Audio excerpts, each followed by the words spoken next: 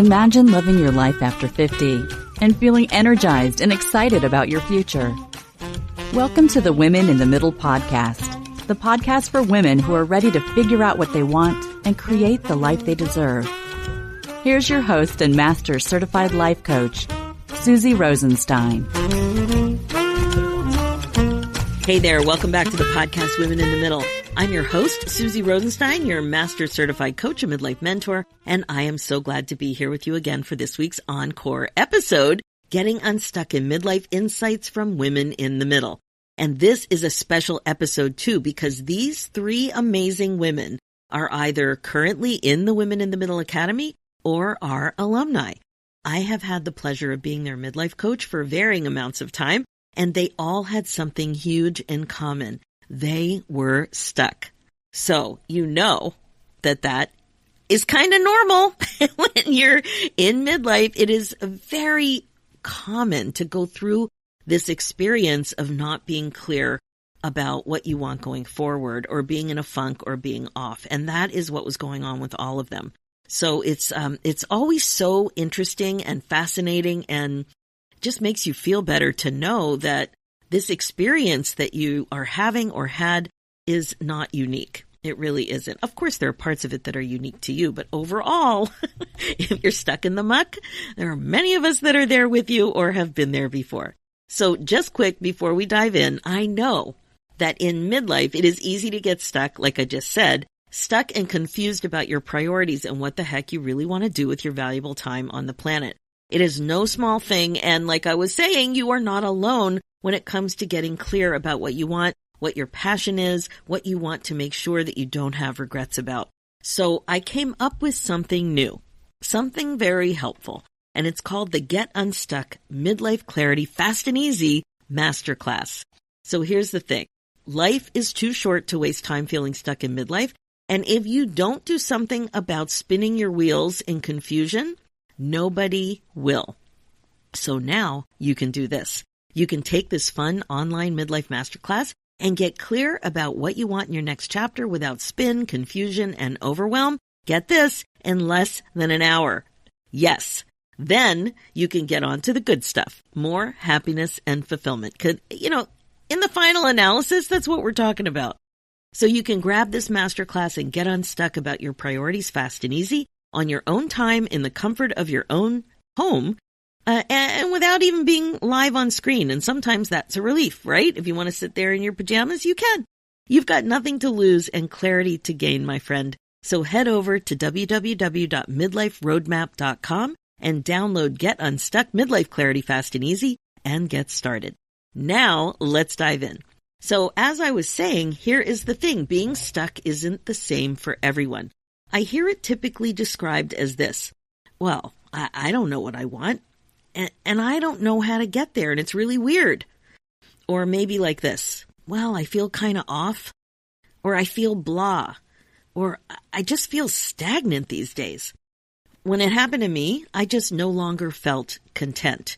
I felt off, and when I finally could put a word to it, a feeling, it was not feeling content, which was very strange for me. I was content for a very long time in that job that I had for, almost 20 years. So feeling stuck is the wake-up call for growth, midlife transition, or transformation. You know something has to change and you want to grow forward, but there's a but. A big but. Something's in the way and you're not sure how to get there. You probably don't even know what's in the way. I thought it would be awesome to hear three women talk about how they were stuck and how they got unstuck, and to have them together in like a panel so they could really, it just really facilitates a conversation. So being unstuck doesn't mean you'll never have to tweak an idea, a goal, or a plan, but it does mean that you learned a lot about what was going on with you that kept you from the clarity that you wanted about what you wanted at this point in your life, about what you wanted in your next chapter, next season, next decade, however you're thinking about it. So in this case, my guests were members of the Women in the Middle Academy. They learned a lot that helped them make a big shift. Now they understand what stuckness, and I'm using air quotes, stuckness was all about for them.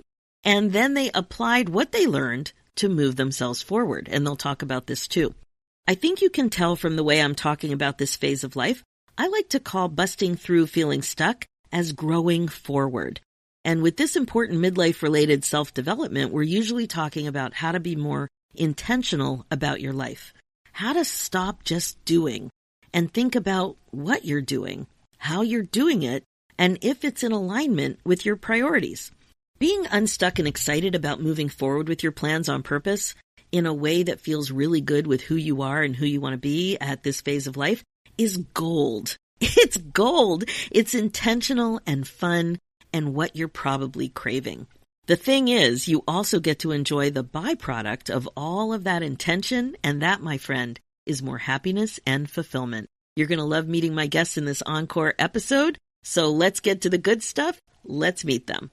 Carolyn Gillespie is from the Kansas City, Missouri area and is an accountant at a local nonprofit. She has 3 children in their 20s and a sometimes empty nest. While her son is away at university, she is caring for his cat. She loves choral singing and is also an avid exerciser and has competed locally in some sprint triathlons. Also, if you're a regular listener, you may recognize Carolyn from episode 189 called How Coaching Can Help You Make a Midlife Career Change, when I interviewed her specifically about how she navigated that big change in her life. Then we have Toni Price. She's from St. Joseph, Missouri, and remains loyal to the Kansas City Chiefs. 27 years ago, she moved to the Hoosier State and resides in Muncie, Indiana, with her rescue dog Buddy, and he is a certified therapy dog. So sweet. She has a son and daughter, 3 beautiful grandchildren, and 2 granddogs who, with their families, live in the Indianapolis area. Toni has been in sales and management with a variety of jobs from chamber work to radio sales and is currently a relationship manager. Toni also serves on the theater board, is active in networking groups, a variety of community activities, and women's organizations. Basically, she loves meeting and learning about people.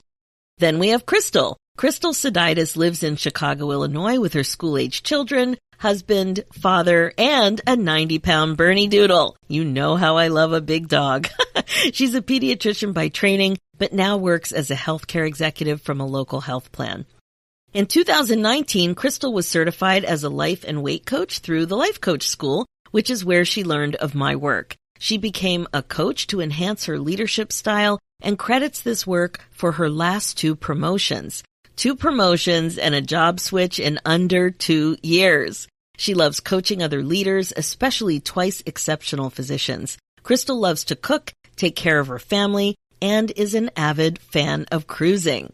I am so grateful that these amazing women took the time to share their experience of working together on the podcast. But the other thing is, I'm so happy, like seriously giddy, to introduce you to them because they are living proof that when you put yourself first like this, you can totally get unstuck, get super clear about what you want, and love your life again. So without further ado, let's dive in. Please enjoy this interview. Hi, ladies. Thanks so much for joining us today on the Women in the Middle podcast. Hi, Susie. Woo! Hey, Susie. What a panel is with me today. Today, I invited 3 of the amazing women in the middle who have been in my community for quite some time now. And they have a few things to share, a few insights and aha moments, that sort of thing. So first, we're going to do the introductions, and then we're going to dive right in. So today we have Crystal Soditis, we have Carolyn Gillespie, and we have Toni Price. And everybody here today is in their 50s and 60s, and that really is the age range of the majority of the people in my community. We do have some women in the middle in their 40s.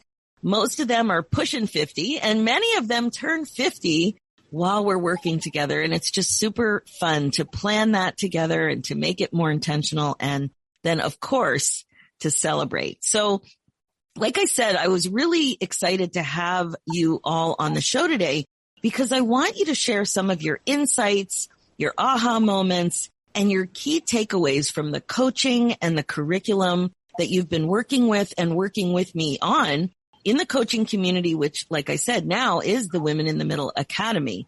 So I talk about the focus of this work being coaching, community, and connection, emphasis on community and connection. And, together we're learning how to get unstuck, how to get clear about what you want in your next chapter, and finally feel free of what's holding you back. So let's start with some introductions. If you could just say a little bit about yourself, how old you are. We love talking about age here in a very positive, empowering way, and where you are in the world. That would be great. So Tony, let's start with you. That's easy. I am one of the seniors of the group. My name is Tony Price. I'm turned 68 on Sunday, and I am in Muncie, Indiana. Muncie, Indiana. There must be a song written about that somewhere. Actually, there is. Awesome. Welcome. Carolyn, let's hear from you.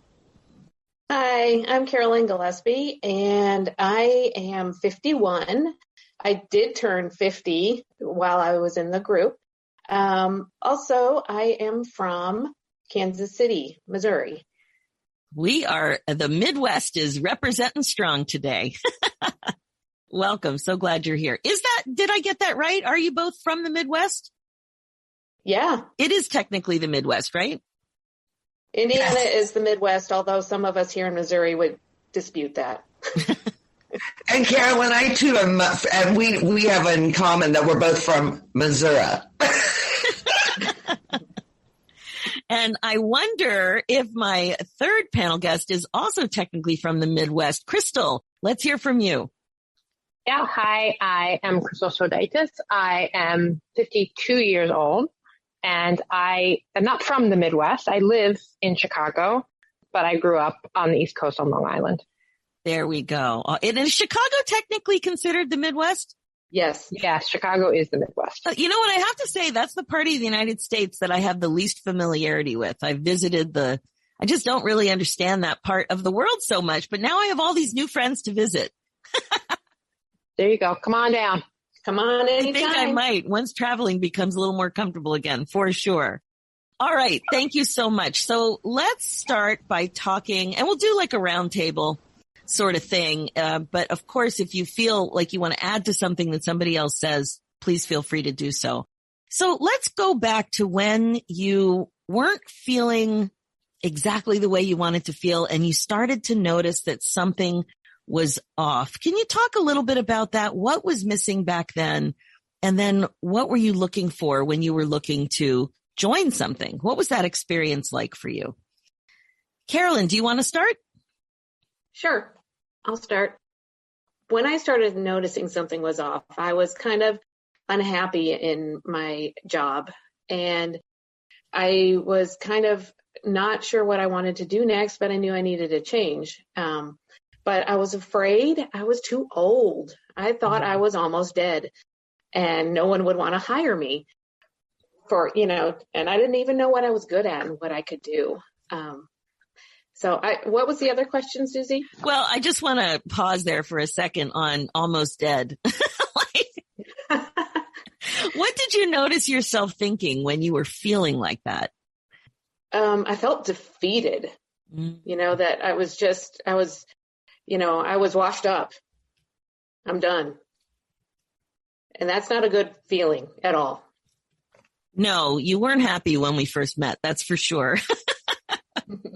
The other thing that struck me, though, about what you said is that you really didn't even know what you were good at. And you'd been employed all those years and you have very specific training, which I know we'll get into. But isn't that interesting? And I do hear that from a lot of women is they just don't really have a good, they don't have clarity about what their skills are, what their transferable skills are, and what they want. Did you find that surprising to yourself? Yeah. I mean, it's kind of bewildering to be at that point where you're like, I don't know what I'm good at, what can I do? And here I've lived, 50 years and I have no idea what I'm good at. And now it seems ridiculous to even have that thought. I know. But when you're in it, you're in it. Yep. for sure. That's for sure. And then what were you looking for? Were you Googling? Were you listening to the podcast? What was that like for you? How did I find you? Basically? What were you looking for? I was looking, I was actually had listened to Brooke Castillo's podcast, and you came on as a guest, and through that podcast, I went, hey, I want to reach out to Susie. So I checked out your website and then decided to do an exploration call with you. And I just, from there on, I was like, yep, that's what I want to do. This is the help I need. And it was more a matter of how can I make it work for me? Oh, that's awesome. And thanks for sharing that very descriptive experience you had of really feeling defeated and washed up. And as you said, almost dead. I mean, it's really something when you're in it. I know we're all kind of laughing lovingly. And it's so nice now that you can be compassionate with that, that person that you were. It's still you. And it was very painful. So I'm so glad you're not in that space anymore. Awesome. Me all right. Too. Oh, thank goodness. And Crystal, tell us a little bit about your experience. Okay. So, I found out about you, Susie, when I was getting certified as a life coach, through the life coach school. And, you were an instructor. And I just fell in love with your personality and your style. And, you really just sort of, connected with you in a way that, you just connect with somebody that you don't actually know. Like I'm sure many of the podcast listeners have connected with you. And then, you at the mastermind that year that we had for life coaches, you gave away a life coaching session with you as a part of a presentation that you did. And of course I jumped on that opportunity, and had a one-on-one session with you that was so pivotal for me because I didn't even realize what I needed. I didn't quote unquote feel stuck because I had just been promoted. I had just gotten certified. I felt like my life was going in a good direction, but you really pointed out so many of the pitfalls that I didn't even know was there. A lot of what we talked about was my promotion. I didn't love the package that I was offered. And so we reframed it in a way that made me feel really good and much more valued in my current position. And I guess the rest is history, like joined the Finally First Club. And then of course, when Finally First rolled over to Women in the Middle Academy, I was all in. Oh my gosh, that's so good. And I really do remember that moment. It was in the hallway, the foyer outside. And I was so nervous to speak at that event too. And it was just so great. You were so excited to connect and meet. And you are a lot taller than I am, which is, it's so fun when you meet people, you give people a hug and they're so much taller than you. And probably a foot, right? So good. So good. And the irony is what I was talking about at that event was your story and what you have to bring to your story and how you frame your story. So it's ironic that is something that we did together right off the bat. Yeah. So good. Okay. Thank you so much for sharing. And Tony, how about you? Mine's quite a story. When I first discovered you, and like everybody else, I think Brooke brought us all together. I was seeking some type of life coach because my daughter had shared that with me. And I found a lady. I did 4 sessions with her. I think I still have 2. I knew she wasn't right for me because I needed somebody more in my age group that had more experience. So it was the pandemic. We're all, and I think a lot of us were probably in that case, we're all home alone with our stinky thoughts. And we're thinking, that little 2-year-old is running wild in her brain. And I too heard you on one of Brooke's podcasts. Wow. And I said, I'm going to check this lady out. She's right up my alley. And I will never forget because I thought, I'm going to get a robot, right? So I do the call with you, and it's like, oh my God, it's you. It's you in the flesh. I'm really talking to Susie. So it's been wonderful for me. And I think I was stuck. I mean, girls, I'm the senior of this group. And I feel like, and I've done it for years because I've been in sales, we can never stop growing. And I'm not always doing what I want to do, but I sure am managing my thoughts and the circumstance to get that better result.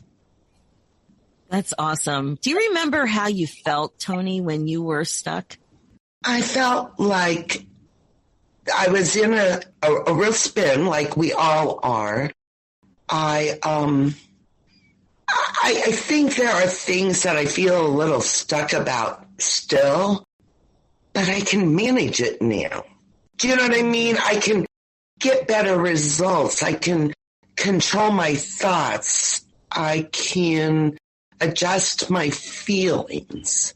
So I think frustration is the big feeling when you feel stuck.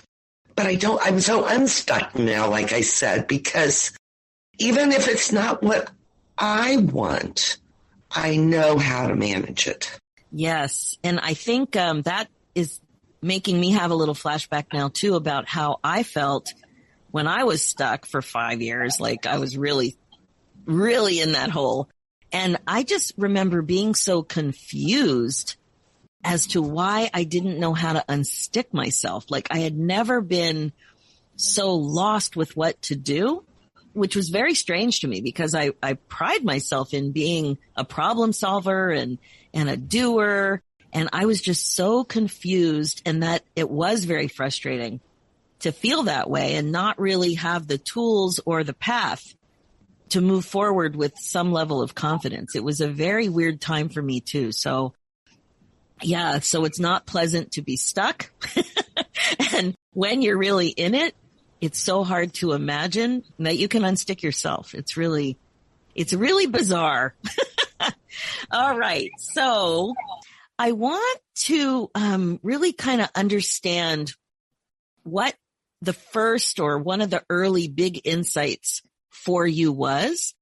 So really think about when you had that aha moment, or when something started to fall into place, or you had an epiphany or some clarity that you didn't have before. And where did that come from? Was it the coaching? Was it the curriculum, which is delivered in there's a video component. I prepare these PowerPoint presentations that you do like a do-it-yourself, and then there's worksheets that go with it. And then there's also a podcast workbook. So I select 2 episodes that support the curriculum that is dripped, and make workbook out of it. So there's lots of opportunity to reinforce the material. And then there's also coaching opportunity. And then another piece that often happens, and it's a bit surprising for many, but it's how much you can learn from watching others be coached.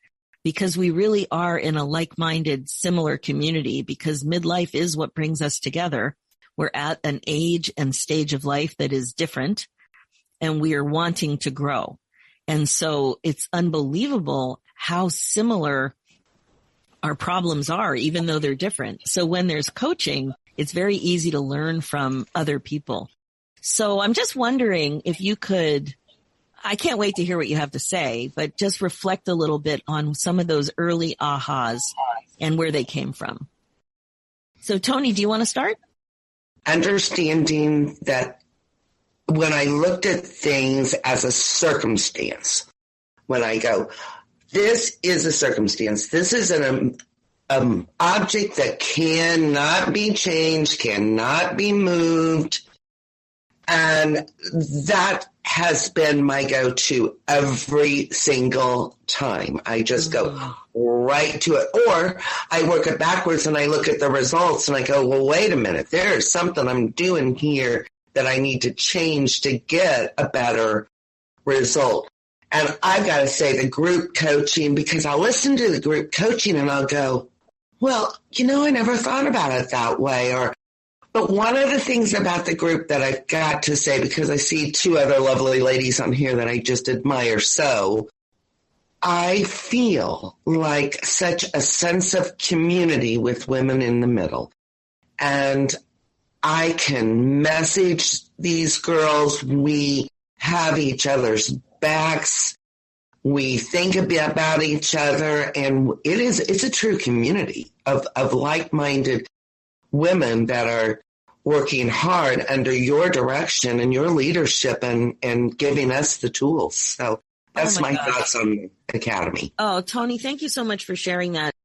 It's like a jewel, right? It's a beautiful jewel, and the vibe in it is not competitive. It's not backstabby. It's not it's so safe and so supportive.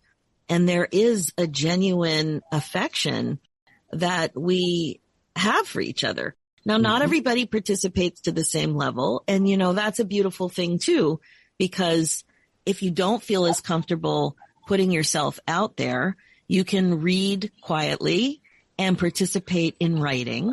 If you are more comfortable with getting coached, then you can get coached. But there's also coaching possibility in our Slack group, which is like online, in lockdown. So there are lots of ways, but what I've really wanted to do with the Academy is to include more social opportunities. So once a month, we have a strictly social Zoom call because we are participating from all over. And there's going to be a wide variety of activities that we do on the Zoom call.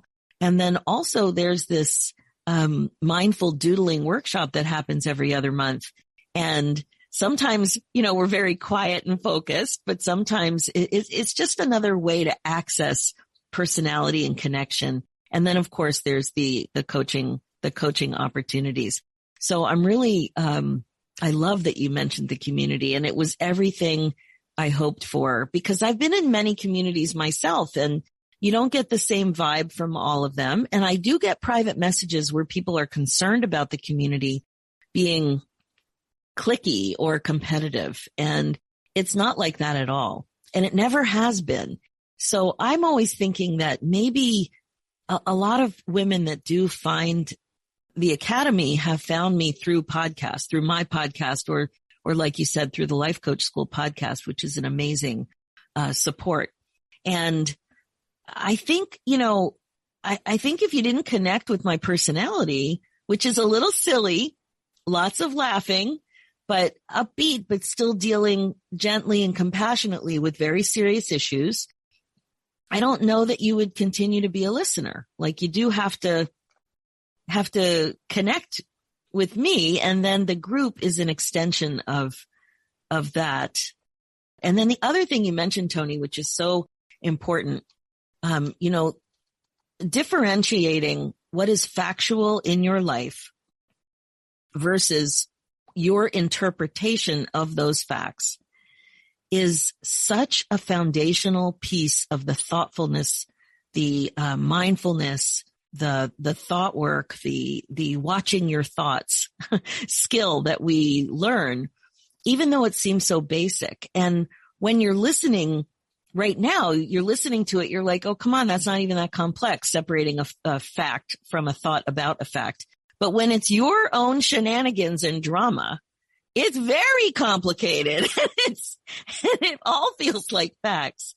But that is such an empowering part of the work that we do, increasing your own skill set to make that differentiation, because that differentiation is so empowering to know. And right away, you just stop spinning as much on things you can't change, and you're able to see more clearly how you're thinking about those things. And then even if you don't fully believe it yet, but that that's where you have power, that you can be curious about the way you're interpreting, and you can work on your mindset. And those are the exact skills we work on. So that really sets you free. And I'm so glad that you've gotten so much out of that, Tony. Thank you for sharing that. All right, Crystal, let's hear from you. What is one of your ahas or insights or things that really affected you doing this work? So one of the biggest ahas for me relates back to one of the ways that you push me the most outside of my comfort zone, which is the the assessment of where you are in your relationships, in your career, and in your self-care. Is it the bold, brave, and I can't remember the third B? Becoming bold and brave, becoming the woman you want to be. Yeah. Yeah. That, you recommend that people bring out their colored pencils and color in, where you are, whether it's, red, yellow, or green. And that assessment really showed me that I do have work to do in my relationships, and I didn't even realize it. Like it was I was like, wow, like, yeah, I guess I do really, I'm not where I want to be in terms of relationships with other people, both inside and outside of my family. So that was a huge aha. And then, all of the sort of creative, I see myself very staunchly as a non-creative, and you challenged me on that at every turn. And I've benefited. Oh, wow. That's great. So Crystal, what you're talking about is what I call the stoplight assessment. And it is fun to take out the colored pencils. Anytime we have a chance to pull those pencils out, super fun, or crayons or markers. But yeah, what you're talking about is that framework that I use that kind of drives the curriculum.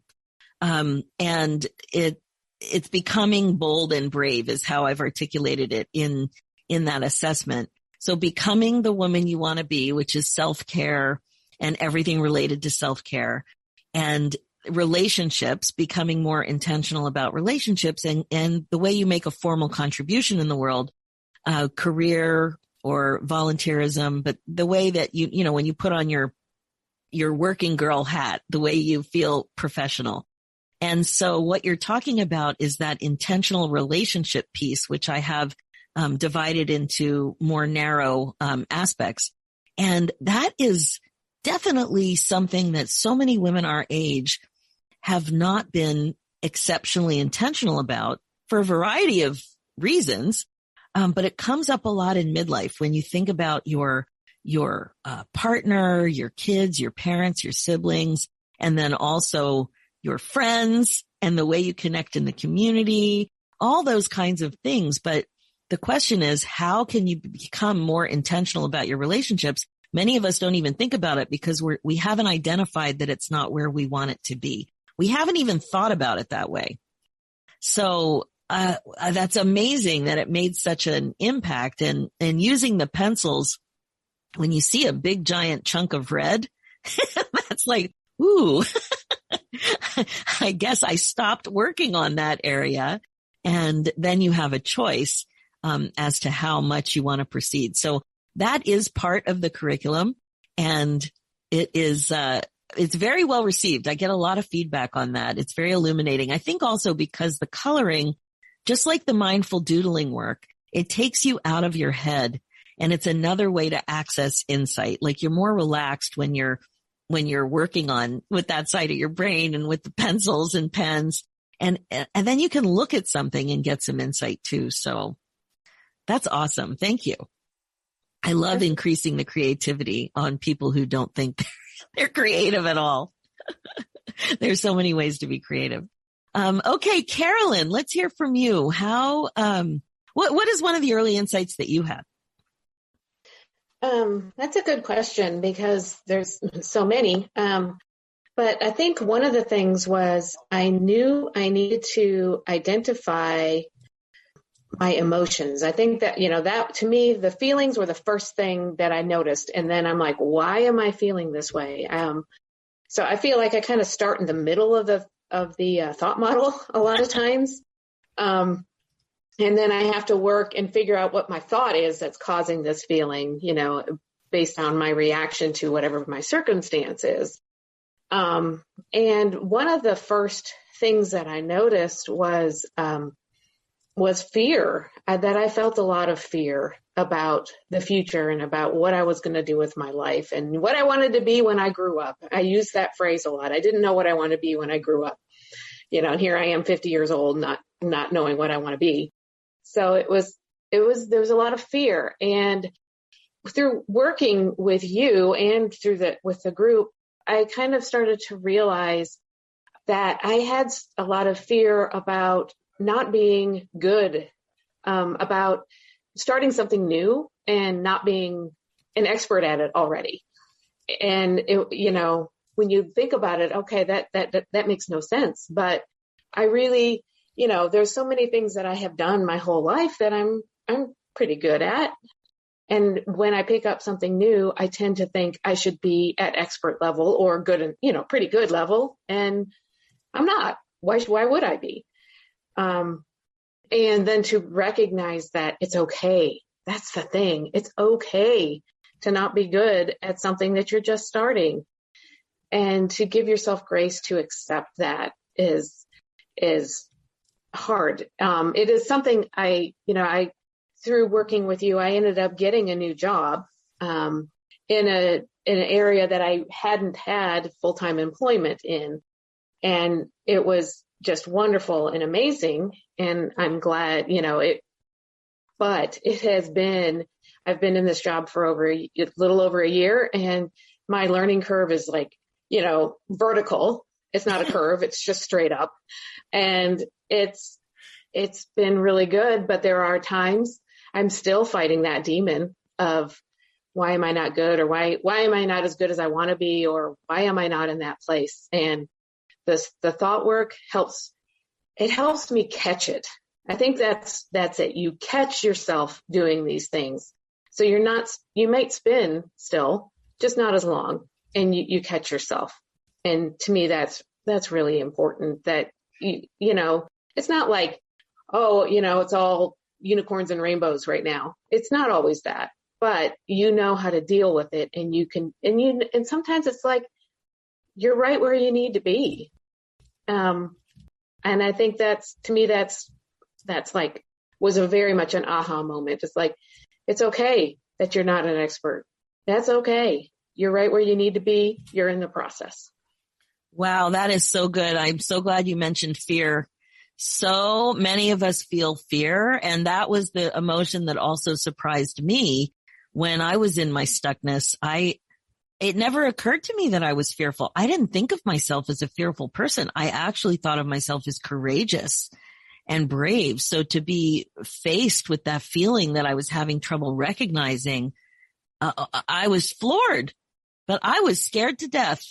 And also the fear was related to a thought I had about aging out as well. And you talked about that a little bit at the beginning, but I felt like all of my years in my career, and I really did like my career, but I always thought that being older and wiser and having seniority and earning benefits and getting the perks of being a long-term employee, I always thought that was good, that was gold star material, right? And then I started to come face to face with this idea that it wasn't going to serve me the way perhaps if I would have changed jobs and not been in the same job for 19 years. And that if I would have pushed myself to take secondments and to have more experiences, and that maybe that's what I should have been doing. And it all came, I felt like it was like to a screeching halt in my brain where I went, wow, I made big mistakes. I've been kidding myself.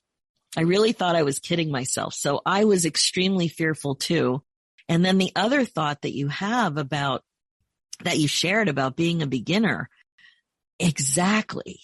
Being a beginner when you're used to being at the top of your field, of your skill set, of your profession, and knowing that you are the one who's going to be getting feedback, and you are the one who's going to have a learning curve or a steep climb, whatever it is. I mean, I even felt that when I went to tap dancing after 40 years. And I was like, oh my God, I'm going to be the old lady in the group. And I recognized it once in a tennis group. I'm like, oh my God, I'm the oldest one here in this group. How young are these ladies? Oh my God, I think they're in their 20s. So it's just having more age awareness and understanding that, yeah, you might be one of the older women in the group, but what are you making that mean? And so what if you're a beginner and you're learning? You have so much to bring to the table. A lot of the new research that's been coming out in the last few years is focusing on older workers and what they bring emotionally and socially to the table, and how it's very different and very, very needed in workplaces. And so I love, seeing that, because as an older worker, it is easy for a lot of us to feel less than. So, I totally get the fear. And I hear that from so many women when they're, knowing that they need to change, but feeling very resistant or scared and not really understanding what the problem is. I mean, honestly, the other thing is the last time I applied for a job was out of the newspaper. LinkedIn did not exist. There was nothing online, no way to apply. I mean, in that year that I got my last job, I got a mouse at my first. I had a computer, I had an office, and I had a mouse. The job before that, I had a shared computer with no mouse. So this was in 1994 that I'm referencing, but yeah, like things really changed. So there's just so many things that go into thinking about changing your career. And it was a pleasure and an honor, actually, Carolyn, watching you navigate that and then come out the other end with exactly what you wanted, even though it was scary, even though it was a pandemic, even though you really challenged yourself and learned to embrace that original training that you disconnected from so much. So interesting. It was nice to feel proud of myself and confident in myself, where I hadn't felt that in a while. Wow. You're a poster child for this work. You all are, actually. Like, really, what we're talking about, to somebody who's stuck, it might feel like just unattainable because you're also happy and you're thriving. And no, it's not perfect. Of course it's not perfect. We're all still working on other things, but there has been movement and there has been success and there has been more excitement. Like, there's more excitement and positivity when you really start to embrace what's actually possible and you call yourself out on tolerating what's not bringing you joy. That's the thing. Like, for years, we tolerate so much. Does anybody relate to that idea of just tolerating and putting up with? Tony, do you relate to that? Of course I can. I mean, I've been terrible at tolerating and putting up with all my life. It's kind of like my MO. I think probably all of us have. I think the nice thing about it is that instead of being frustrated and angry and blaming, now I have that tool to go, and I've said this and I'm repeating it, is I'm not going to change that. That can't be changed, but I can change the way I think and act about it. So this is a tool. I say this was my pandemic gift, and I'm probably going to be 75 and showing up with all of the stuck Awesome. with. Because I'm going to be the woman in the middle that lives to be 140, right? So, yeah, I think we all have. That's amazing. So what would you say the after looks like? So we talked a lot about the before, and just briefly, if you could, just a sentence or two or a feeling or two of what it's like to have made progress on unsticking yourself. What does that look or feel like to you? Crystal, do you want to start? Yeah. It feels like in many ways really freeing. And it feels like acceptance. It's a lot of what, Tony and Carolyn already said, is that it's not like all of a sudden life is perfect, because life will never be perfect. But when you do hit those bumps in the road, they don't derail you to the same extent as they used to. You've got tools in your toolbox. Tony used the word a tool. That's what it is. Like, thought work is just a tool. It's a fantastic tool that you can use to help get yourself out of the spin. And Tony also talked about the community. There's so much support within the community. And then there's also Slack, where if you're in a spin, you can always post something on Slack, and you get great coaching from you, Susie, but then you also get support from the other women. So good. I like to call it a glorious spin. Like, let's really talk about that spin we're in. It's glorious. Thank you for sharing. So freeing, acceptance, and just that confidence that you're not going to be derailed because you know what to do. Even if you don't have the whole thing solved, you know what to, at least the next step to take. That's awesome. Carolyn, how would you describe it? The after. Well, the after is similar to what Crystal said. As far as, life isn't perfect, but life is intentional for me now. And if I'm doing things that I'm not happy with, like what Tony said about maybe, doing some things that, you don't really want to do, but you still have to do. I mean, you can't get out of doing the dishes and cleaning the bathroom. But there, you're able to focus on maybe why you're doing something. Susie, you often say, if you like your reasons for feeling a certain way, then that's important. That's intentional. You understand that, yes, this means something to me. So if I'm unhappy about social injustice in the world or something like that, if I like my reason, if, it's justifiable in some sort of way to me, then that's important. Those are emotions that are important. But I do also like that when you don't like your reasons, you catch yourself and you can say, okay, how can I reframe what's going on here to be in a way that I do like how I'm feeling about it. So good. Thank you for that. And Tony, what's your after look like? I think I used to do things like, how we would run to somebody and go, do you know what so-and-so did? Or what do you think about this? Totally. And we would blame and complain. Well, I don't blame and complain anymore. And I think when I say, and I said it in our group, I said, I'm so unstuck. And I am so unstuck because I just look at that immovable, that object that cannot be moved. And I can't do anything about it. And I don't need to go run and flap my jaws about it. I can just sit down and assess the situation. And like these ladies have said, we can do things intentionally and we have that control. So that's the difference. Yeah, and huge difference, right?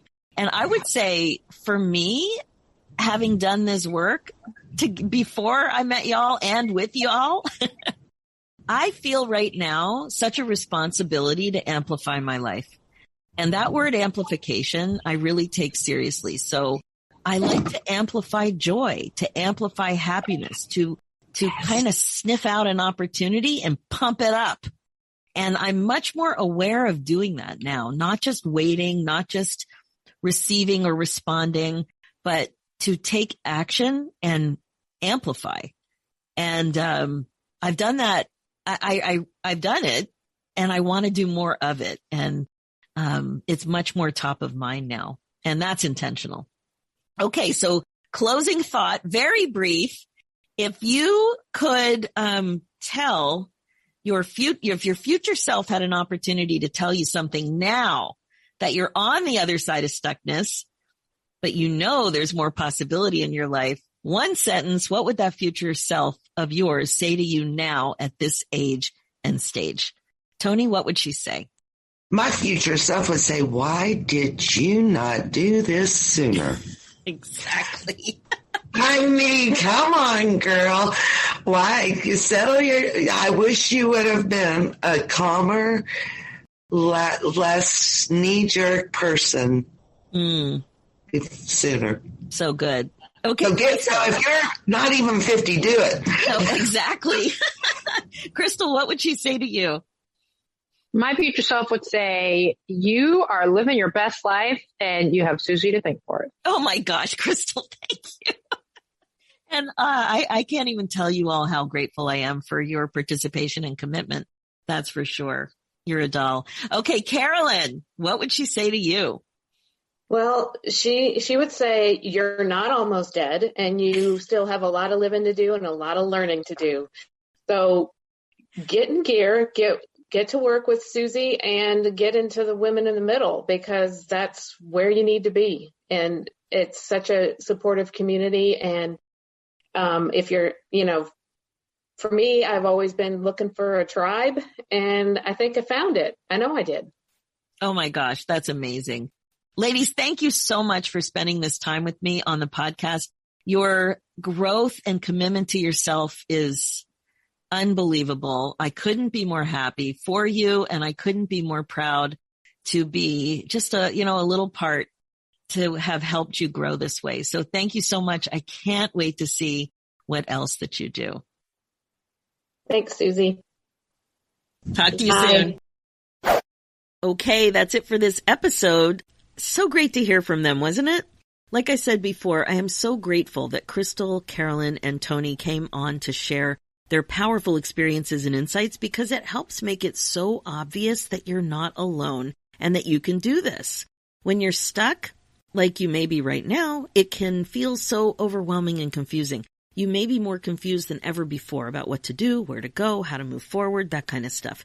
And doing it alone when you feel so alone, it doesn't work for everyone. You could be part of a true community that can really help and support you on your path forward. And what that means is that your next chapter can not only be more clear and more fun, but it can also be more supportive and more a phase where you have more true connection. And that's something that can be hard to find in midlife. So please, if you are spinning and feeling stuck, take a baby step and book your free no obligation momentum call with me. And we'll talk about what it could mean for you and regret-proofing your life. What could the Academy mean for you and the way that you grow forward? You're invited to consider joining the Academy. It's a no-obligation call, but the Academy really will help you create what it is that you want in your life on purpose. So, as you know, my focus as a midlife coach is to help you waste less time spinning and feeling stuck. This is what regret-proofing your life is all about. That's why I use that phrase, regret-proofing, all the time. Being the queen of your brain domain, it really is the best way to be. If you want to get unstuck and more clear about your next chapter, please check out the Women in the Middle Academy. So just go to www.womeninthemiddleacademy.com.